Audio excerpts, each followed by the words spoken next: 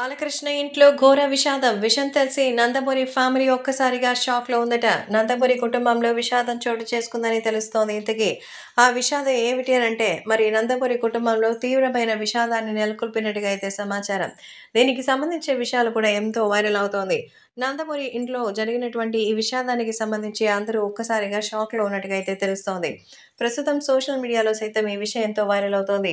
బాలకృష్ణ మరి తనకి అన్నవయర్స్ అయ్యేటువంటి ఒక వ్యక్తిని కోల్పోవడంతో ఒక్కసారిగా కుప్పకూలిపోయారట. ఇటీవల ఆయన కరోనా సింప్టమ్స్‌తోనే మరణించినట్టు చెప్తున్నారు. సో, ఆల్రెడీ కరోనా వచ్చి వెళ్ళింది. ఇప్పుడు ఆయనకి మరి బాగానే ఉంటుంది. కానీ మళ్ళీ ఇప్పుడున్నటువంటి క్లైమేట్ వల్ల ఇంకా స్నీజింగ్ ఎఫెక్ట్స్ అన్నీ స్టార్ట్ అయింది.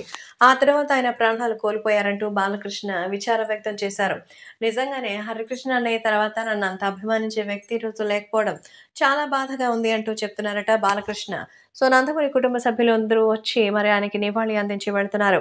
ప్రస్తుతం ఈ విషయాలు కూడా ఒక్కసారిగా సంచలనంగా మారింది. ఓ పక్క తెలుగుదేశం పార్టీ కోసం అహర్నిశలు శ్రమిస్తున్నారు బాలయ్య. మరోపక్క తన సినిమా విశేషాలు. ఇలా ఎంటర్‌టైన్‌మెంట్‌ని, ఎమోషన్‌ని 2 చూపిస్తుండడంతో పవన్ కళ్యాణ్ హ్మ్. చూపిస్తుండడంతో మన నందమూరి బాలకృష్ణకి సంబంధించిన విషయాలు కూడా ఎంతో వైరల్ అవుతోంది.